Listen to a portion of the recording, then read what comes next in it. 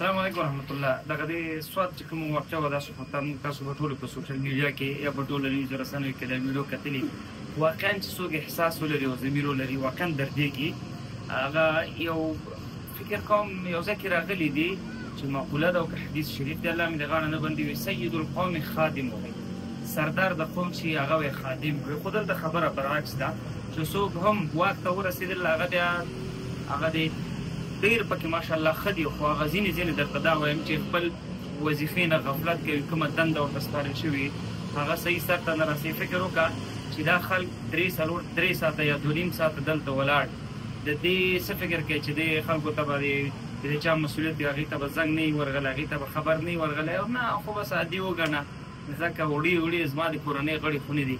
څه فکر کوي چې الله به دې پوښتنه تاسو نه کوي؟ نه، احساس وکړه چې دغه کورنۍ ستا ده او دې ترمنځ ته ولاړ وي او دې کورنۍ مشر هم ته وي او دلته ستا بچي، ستا خویندې، ستا مور، ستا پلار ولاړ وي او د دې ټولو سترګې تا ته وي چې دا یو وړي او هغې دا فکر به کوي چې دا مې اوس بچکۍ، دا مې بچکۍ. کله 20 ثانیې که په دې فکر وکړې نو زه خو وایم چې زړه به د انسان وشي.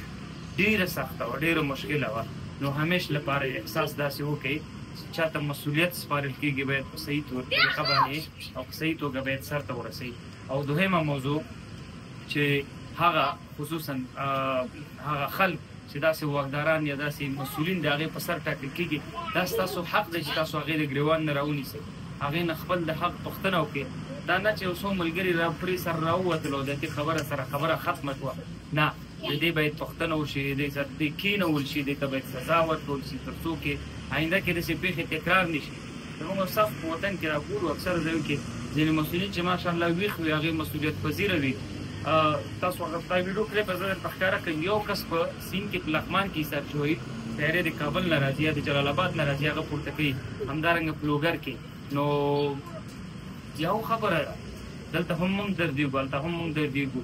نو خبر داسې ده چې څوک مسؤلیت په غاړه اخلي او هغه دې ته تیار وي چې د خلکو خدمت وکړم، باید بیا جوړکو هم اوسي.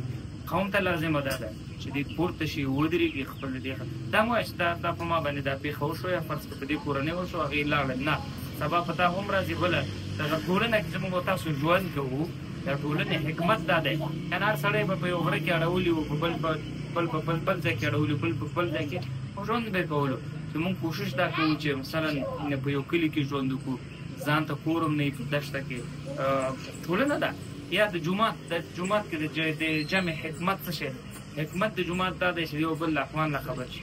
رسول الله صلی الله علیه وسلم په وخت کې به چې کله صحابه جمع ته راغل چې یو به نو پوښتنه به کولې چېرته دی، څه مشکل خو راګیر نه دی، بل څه بله مسله خو ورته پیدا شوې نه ده. نو د جمع چې دغه لمونځ خو په هر ځای کې کېږي، د جمع لمونځ چې اجر یې زیات دی، سوچنده دی، د یوازې لمونځ نه دی. وجه دا ده چې هغلته سره مسلمانان کیني، هغلته سره مجلس کوي، یو بل د حال او یو بل د احوال نه خبرېږي، یو تکلیف کې وي، هغه سره کومک او مرسته کېږي.